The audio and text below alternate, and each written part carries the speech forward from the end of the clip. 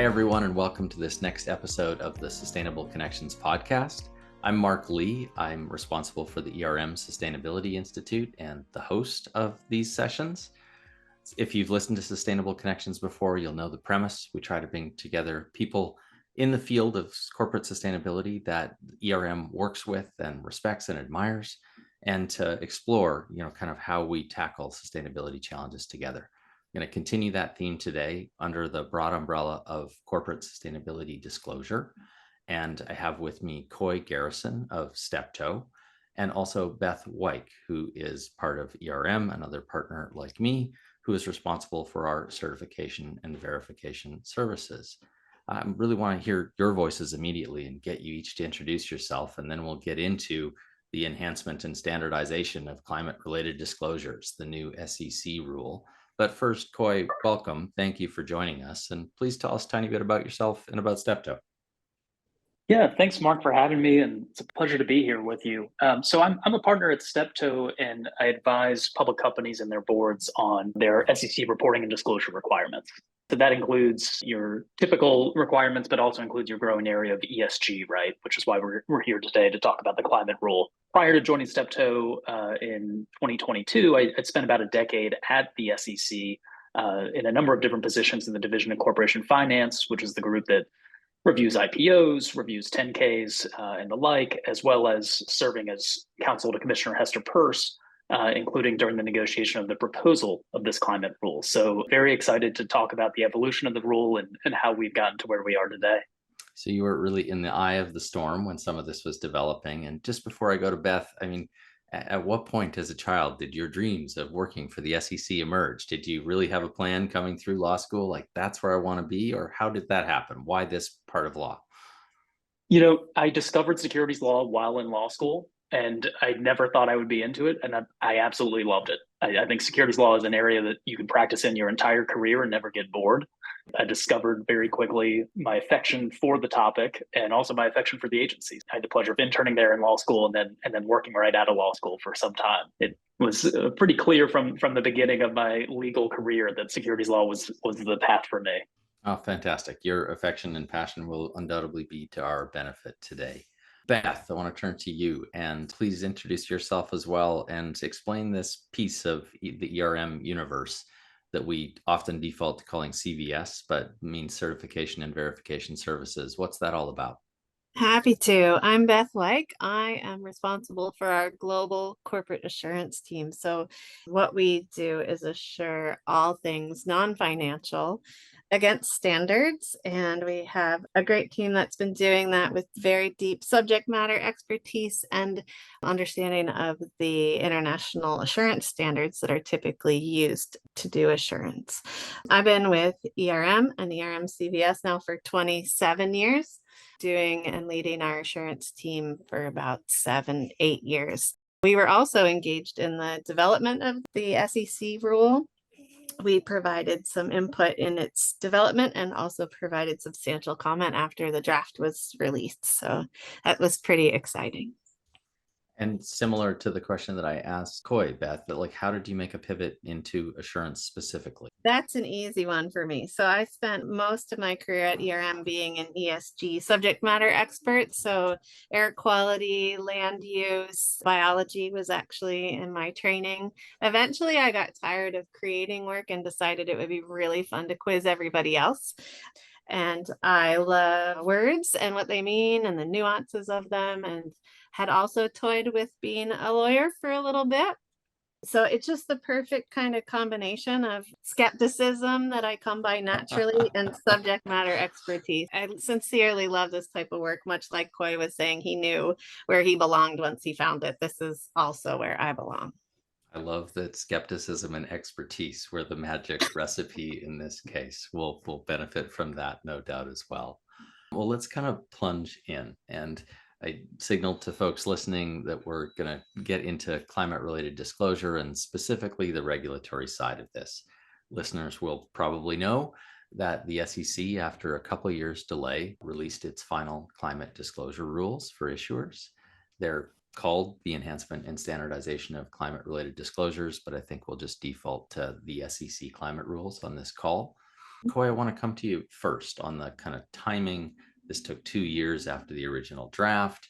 Other jurisdictions definitely moved earlier, and many of them have stricter rules.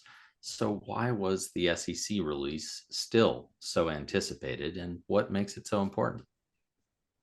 Yeah, so I think, there was a lot of attention on this SEC release because the frameworks for climate related information for companies in the US has been really fragmented for quite some time, right? It's a newer disclosure area, or at least a disclosure area where there's been enhanced attention. I'll say in the last decade. I'm sure Beth can correct me on the length of time this has been kicking around. But for quite some time, there was private market ordering of different voluntary frameworks existed, right? And I think a lot of companies raised their hand and were looking around and saying, well, gosh, maybe we should have a central regulator like the SEC create a central rule of the road so that we don't have to comply with all these different frameworks. And maybe this will streamline the requirements, make it easier. You also had a number of stakeholders, sometimes investors, sometimes not, asking for more consistent information and the like. So, I think for many years the SEC kind of stayed out of it, thinking that private ordering should take its time and place and mature. But with Chair Gensler's tenure at the SEC, he made it a priority, and obviously issued the proposal in March 2022. And it took some time. That this is a fast evolving area. I mean, as the SEC rulemaking process started, the ISSB got stood up, started issuing standards themselves and the like. So this, the ground is shifting underneath the SEC as it was proposing the rules and looking at it. So it's not surprising that it took a long time for them to consider, as well as the significant legal hurdles and questions about the SEC's authority to issue rules here, and the different legal structures around the SEC is limited in what it can require by statute. That's different than, let's say, the European approach, where the European Commission is voting in a whole new regulatory regime and telling its regulators to move forward. That's a different process, right? So I think the differences in jurisdictions also kind of explain the different approaches and why it's taken different amounts of time. And so, after that time and fitting it into the regulatory process in the US, if the ambition was less fragmentation, maybe Coy, give us a top level. Do you think it succeeded? And what are a couple of the most notable elements of the new climate rules? I'll start with the notable elements, maybe, and that'll help guide the conversation on the other question, right? So I think the biggest item that people tend to focus in on is the emissions disclosure, right? And that changed pretty drastically from the proposal. The final rule would require Scope 1 and Scope 2 emissions, if material, for large accelerated filers, and then a subset of accelerated filers, as long as you're not a smaller reporting company or emerging growth company.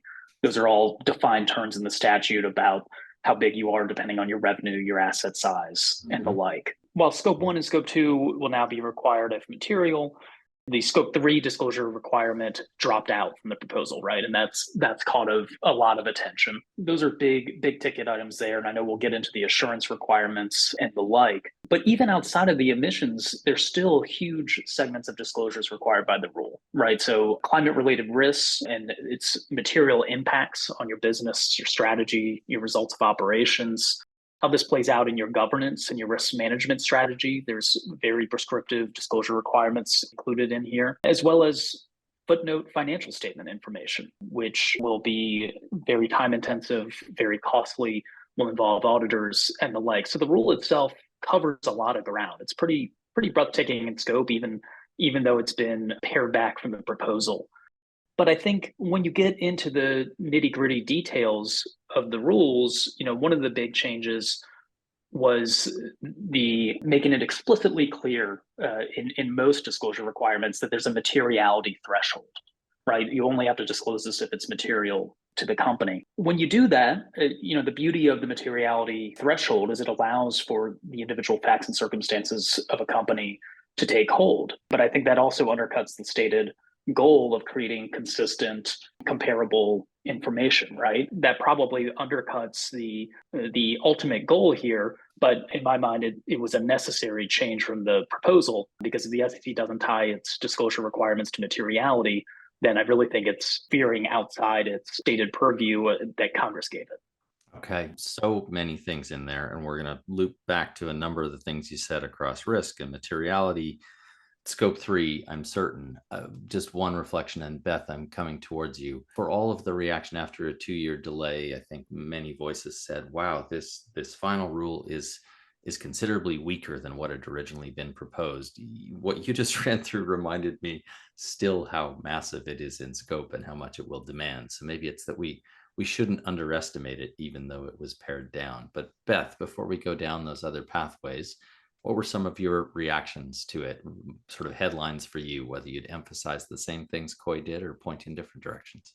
Yeah, I would emphasize a lot of the same things, but I do think that where some things have been explicitly called out, for example, for scope 3, where it's not required to report it directly, but it does require that you're reporting material goals and targets and progress against those goals and targets. And for some companies, scope 3 will be material from a goal and target perspective. I don't know that I would consider it watered down. I would consider it rephrased or reframed, where you're still getting the material information, but maybe taking out some of what appears to be a bite. It's a win for those who want to see more disclosure, and you don't have to report it if it's not material to you. Something else I saw that struck me is some companies aren't required to report their greenhouse gas emissions and get assurance.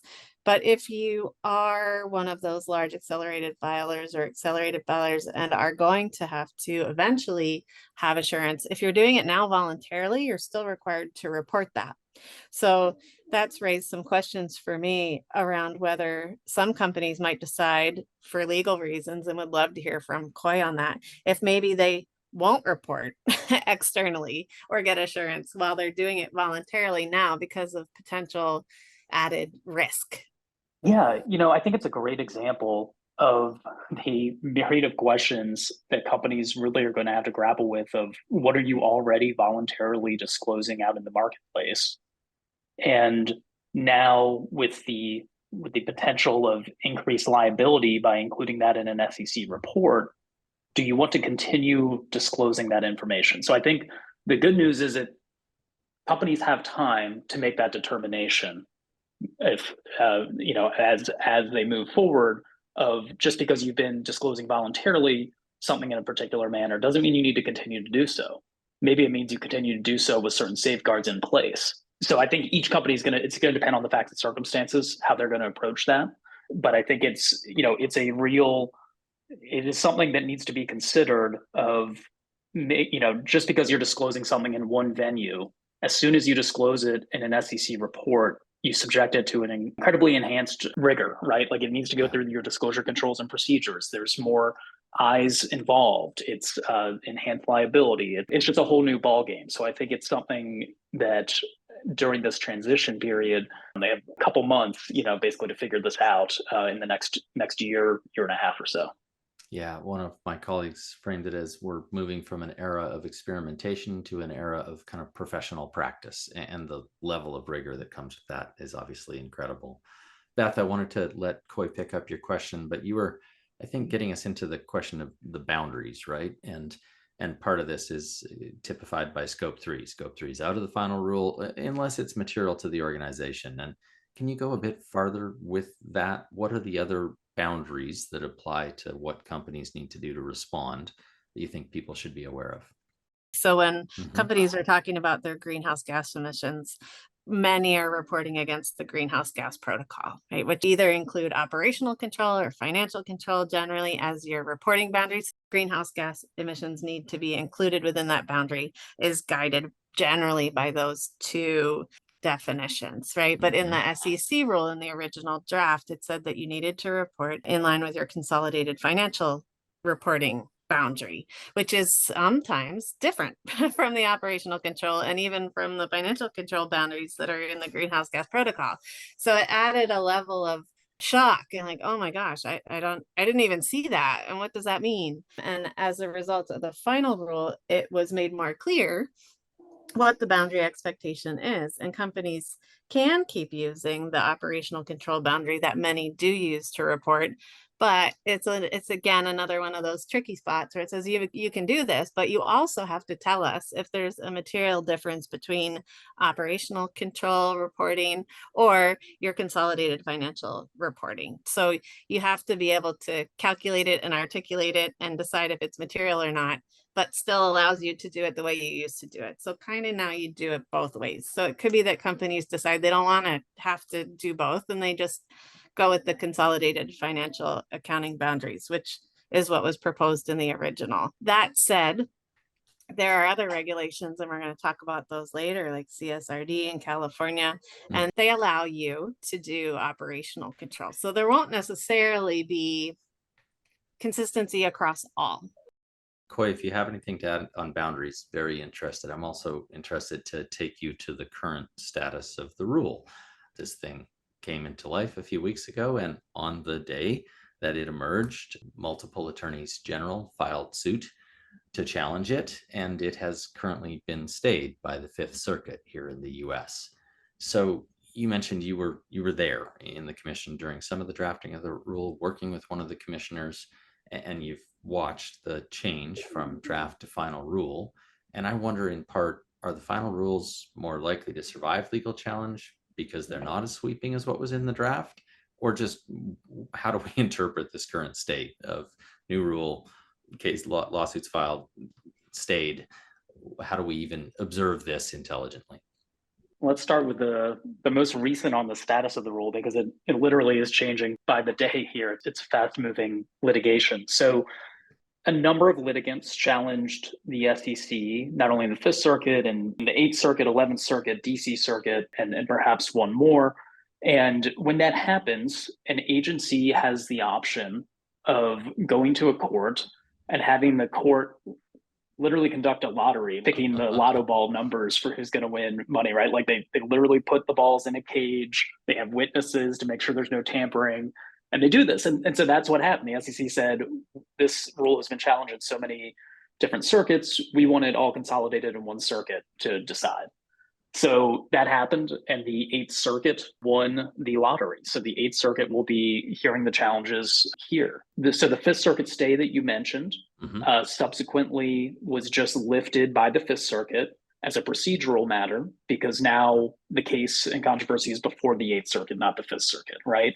Just this morning, petitioners from that case that had been successful to get the stay in the Fifth Circuit just petitioned the Eighth Circuit for the exact same stay, saying that it's the same arguments, same law controls in both circuits. And so we'll see what the Eighth Circuit does with that in the coming weeks. The next steps too is we'll be waiting for briefing schedules, the more administrative process from the Eighth Circuit of how they're going to proceed. Taking a broader view of, okay, substantively, what are we dealing with here? The rules change a lot from proposal to final. Does that help them actually solve their problems here? I guess my answer would be yes. The final rule, by tying many disclosure requirements to this materiality concept and reducing the amount of information required, certainly on the emissions and other areas, certainly helps the SEC's argument. Speaking personally, my view is that the challengers still have a winning argument. For me, when you look at the breathtaking scope of these disclosures, even with them being pared back, we kind of just tick through them. I mean, this is almost a 900-page rule. And even though it's less prescriptive than it was a proposal, it's still very prescriptive. It is just a significant amount of rule. And I think, I don't want to get into too much detail, but there's a lot of talk about the major questions doctrine, which is this constitutional principle that's emerged in recent Supreme Court cases over the last few years that basically says when there's matters of vast political and economic significance, the court really expects Congress to state clearly that an agency has that authority here, right? And so there's no doubt that the challengers will come under that doctrine, and they're going to look to the SEC's rulemaking authority. They're going to look to the statute. The statute gives the SEC very broad authority in writing rules, but there is a limiting principle. That limiting principle is it must be tied to the public interest or protection of investors. Obviously, you can make very broad arguments about what is in the public interest, what is for the protection of investors. But I think when you look at historically how the SEC has interpreted that, they have always tied it to the financial condition of the company. In fact, in the 70s, the SEC considered some broad-ranging climate-related disclosures, and at the time decided that it would not move forward, that it needed to keep the information more tied to the financial condition and the like. Speaking more broadly, just this will cost billions of dollars in the aggregate, as the economic analysis shows, even from the SEC's estimates. So it's going to have a huge impact on the economy. Climate change is obviously a hot political topic that Congress has been weighing in on and the like. So I think there's plenty of ammo here still that a court could find that this exceeds the SEC's authority. Now, before you go and say, "Well, Coy told me it's going to be shut down. Don't worry about it." That's not what I hear yet. Yeah, yeah. There's a couple important caveats. One, obviously this is just me guessing, and who knows how these courts will decide these matters, right? There's plenty of smart lawyers on both sides are going to be making very brilliant arguments, and it'll be a long fight, no doubt. But second, even the timeline for implementation is such that you really have to be collecting information in 2025 to be prepared to disclose under this rule. So that means mapping out how to approach this now, regardless of any court challenge, is the right approach, and building through, right? And I think, and then the question is, does some parts of the rule survive, but not others? You may have some disclosure requirements stay, but some others not. So you can't put your head in the sand and just pretend like that it's going down. The details of which can be hammered out over the coming months as the picture becomes clearer. I'd like to add that even if the SEC rule does change, there are a lot of other regulations that are requiring very similar or the same things. So it's another reason to keep proceeding in your preparation for this rule, because it will help you for others. Yeah, 100%. And I think we'll go to those other jurisdictions in just a moment. I was thinking, reflecting on what you said, Coy, that we should all hear that the challenges are substantive, that these are meaningful, that this is a stretch in some ways for the SEC, and it'll be sort of hard fought. Listening to you talk about the interest of investors part, I think we know as observers that investors have been creating demand for climate related disclosures that are more consistent and higher quality. So I'm sure that will play through. And when I hear the reference to what the rule will cost in the billions of dollars, spread across all companies in the economy, I'd be remiss, I think, if I didn't say that we know that the impacts of climate itself are going to cost far, far more. So there's some question there about how much to invest to address climate change. Beth, let's pick up your thread there and let's go to how the SEC rule compares to some of the others that have come from other jurisdictions. And we've already mentioned in the course of this call the California rules that emerged in the course of 2023, and also the CSRD, which many listeners will probably recognize is the European Corporate Sustainability Reporting Directive. Starting with you, Beth, how do you think they compare? What do we take from one to the other? For those that are going to be required to comply with all, it makes sense to start with the broadest one, which would be CSRD, that covers obviously much more than the SEC regulation and the California. If it were me and I were needing to plan for these, I would keep the biggest one in mind and then scale down and back.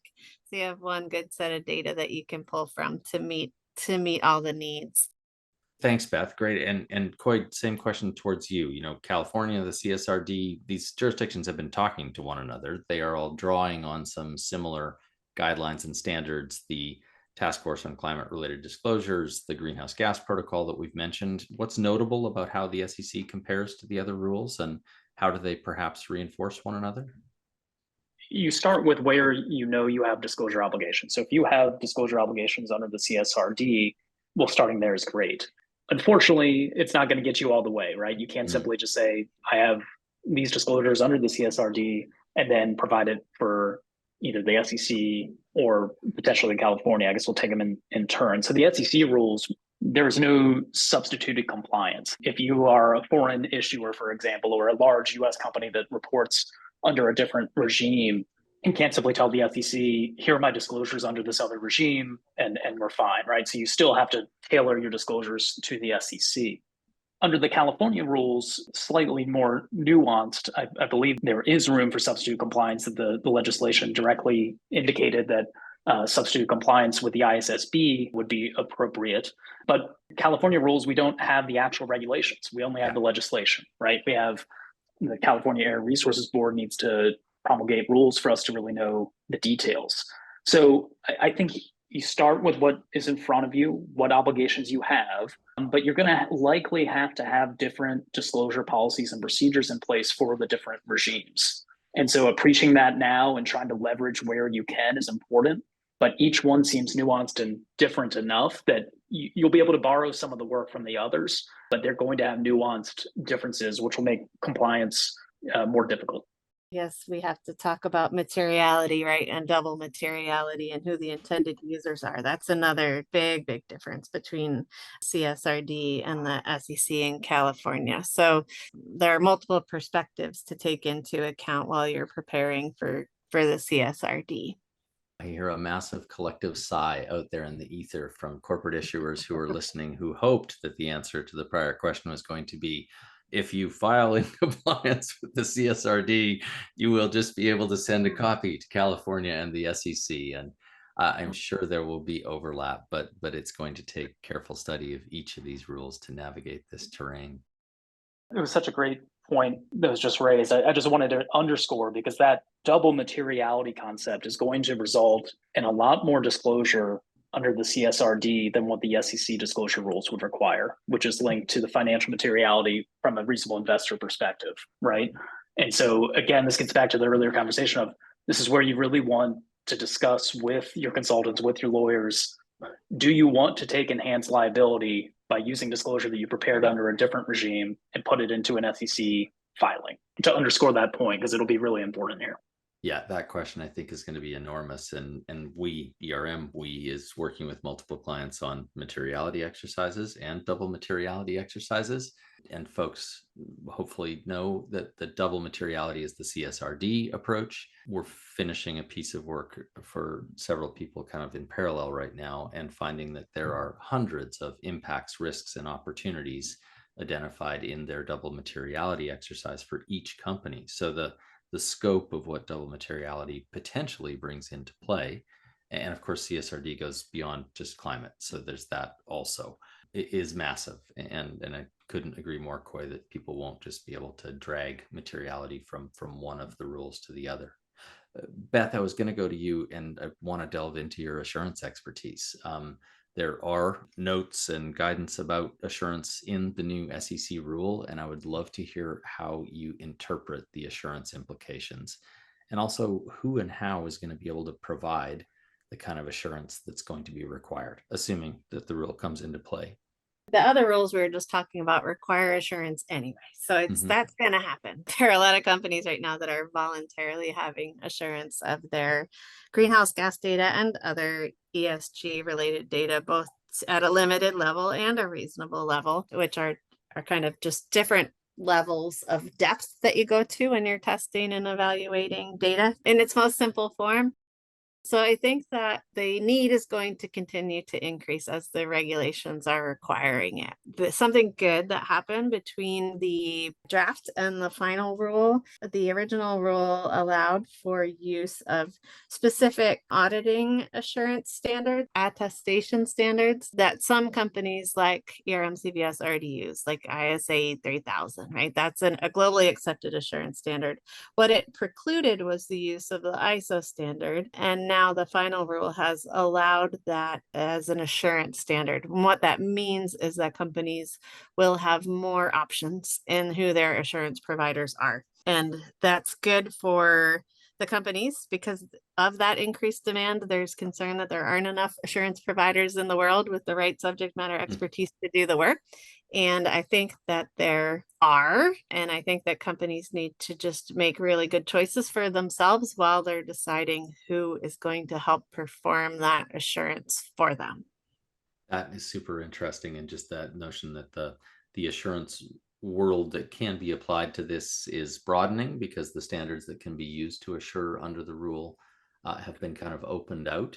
If somebody wants to take their first steps towards assurance readiness, yes, where would you say they should start?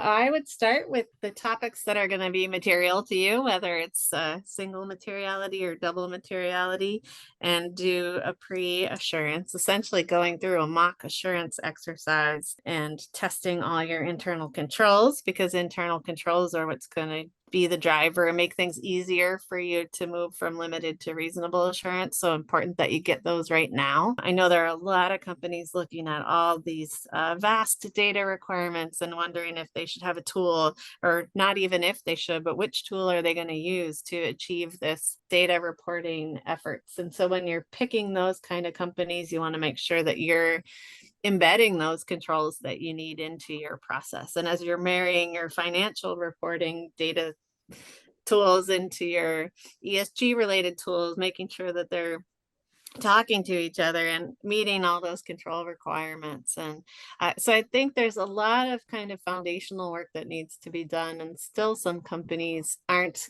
as fluent in ESG as they are in finance and reporting and what that means and all the nuance. So there's still a lot of education that's yet to be done, which is very, very, very important. And really having ESG data that's as high quality as financial data is so important in making really good business decisions, regardless if you're just doing it to manage the risk or looking for opportunities.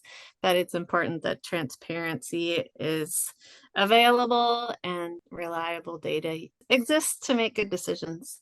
I think issuers listening will think, how long is it going to take me to do pre-assurance? Let's make an assumption that this is a company of reasonable scale, and they already have a sustainability report, and they already reply to ratings like CDP, so that they have climate disclosures going on.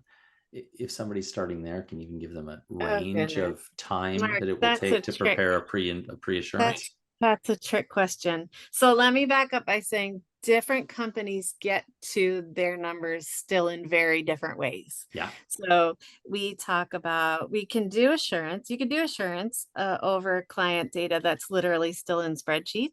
Like a plant, for example, gives information to corporate and corporate consolidates the information. Or you can do assurance for a company that has one central database and everything is automated. So I'd say really the amount of time depends on the maturity of the governance structure that exists within the company. And even when you have really good governance, if you don't have buy-in that the quality of the data needs to be really, really good, you can have some underlying messes that get uncovered. And assurance, pre-assurance, and readiness really depends on the scope. So if you're looking at CSRD and you're trying to do pre-assurance on all the material topics under CSRD, is going to take you a bit longer and more human power than you would need if you're looking just at scope 1 and 2 greenhouse gas emissions for a generally straightforward company. It does depend. I can tell you for something relatively simple-ish, it's about 3 to 5 months for very limited scope and a cleanish company. But really what you get out of that pre-assurance kind of effort is a management report. So basically a list of findings, right? And you go away and you fix everything. And that's the part that actually takes longer, depending on the gap you have between your readiness. Yeah, no, I think a great answer to a trick question, Beth, and appreciate that. I knew in advance there was not going to be it will take 74 days. You're right. But you've given us a sense of the scale of the task, and the it depends, of course, applies. Coy, I want to come back to you. And I realized actually with one of the comments you made earlier in the session, you talked about this morning. And I don't usually date stamp the podcast because we don't quite know when they're going to come out, but I think that made it important. So for folks who were listening closely, when we were talking about the challenges to the new SEC climate rules moving to the 8th Circuit, we are recording on March 27th. So if you're listening to this a few weeks down the road and wondering when that happened and trying to track, March 27th is your reference date. And then Coy, still in the legal space, and this will probably bring us towards a close for today's conversation. So the rule is out, it's being challenged. To some degree, there's a kind of limbo because of that, but other rules and demands for climate disclosure exist, be that CSRD, other regulation, be that investor and stakeholder demand. what should companies do now? Are there a few steps you'd say issuers do this anyways? Here's your best preparation recipe. Yeah, no, absolutely. So I think a couple steps every company should be doing right now, regardless of the legal challenges to the SEC rule, and by the way, the legal challenges to the California. I think anyone that may be impacted by these rules needs to be performing a gap assessment right now of what their requirements are, what their obligations under these different rule sets would be, and what they are actually doing today. What are they disclosing in their sustainability reports? How are they collecting information? What do they care about, right? And I think that's just a vital step that should be taken. Second, the follow-up to that is developing a strategy of how would you fill those gaps? What needs to be done? Do you need to hire new people? Do you need to implement new controls and procedures? And that's where each company is going to have different approaches, right? Some companies might be ready to move forward immediately. Some might then say, I want to do the following steps until we know for sure that this rule is going to be finalized or the like, right? But it allows you to put yourself in the best position for compliance. And as you mentioned, it's not only the regulatory obligations in the space. So many companies will want to provide this information because of the demands from investors, because of the demands from different stakeholders. So if companies are in that bucket, well, then this provides a nice framework through which to start improving and enhancing your disclosures right now, right? I mean, I think a lot of companies benefit right now from the voluntary framework because you get to pick and choose what you disclose and when. And so starting to bring some more discipline and rigor around it, even if it doesn't ultimately end up to the same level of a SEC public company disclosure obligation, is an important thing to be thinking about and something you can do right now. If it takes 18 months to get through them or whatever period of time, is there any way to anticipate what that might do to compliance timelines on the other side? Do those automatically push back a certain distance if a rule's been held up in the courts for a certain amount of time? How does that work? Yeah, so there's no way to predict with any certainty exactly how that would play out, right? I mean, I think a couple different ways it could would be if, for example, the Eighth Circuit issues a stay on implementation of the rules, well, then that would pause indefinitely until the court says otherwise, the effective date of the rules and the compliance dates. You run the risk of a court could come out a month before the compliance date saying everything's a-okay, there's no problem here, and then you're stuck having to comply, right? At the same time, the court could also tell the SEC at the same time that you have to revise the compliance dates, or the SEC may do it on themselves. But it's a long way of saying there's no certainty that the compliance dates will be moved back. I mean, I think certainly is within the realm of possibility, but I think sadly that you can't get any comfort at this stage that the compliance dates will in fact be moved back on what timeline. If I think back what each of you has said in the last, especially 10, 15 minutes about pre-assurance, about gap analysis, about, preparing your climate-related disclosures for the rigor of scrutiny that will come in different forms, be that from regulators, be that from investors, be it from others. It seems to me that even while we wait to see exactly how the SEC rule plays through, there is so much to do in this space for everybody in the private sector, and that we can kind of anticipate there'll be more. There'll be more scrutiny, there'll be more challenge, there'll be more debate. My personal view is that it's just a question of the pace at which this all moves forward as we grapple with climate and its impacts. And the SEC rule is part of that. What I really want to end on is a huge thank you both to you, Coy, and Steptoe for this and for the other work we've had the opportunity to do with you and to draw on Steptoe as an expert partner. We're so appreciative. And Beth, it is always fantastic to have you bring your skepticism and expertise, as you framed it earlier, to a conversation and help illuminate it as you did today, well beyond assurance as well. So thank you, Coy. Thank you, Beth. Thanks to everyone who listens to Sustainable Connections. You can find us on all of the usual platforms. Also, all of the previous episodes are on erm.com if you want to listen to those. And we always love to hear feedback. Thanks so much.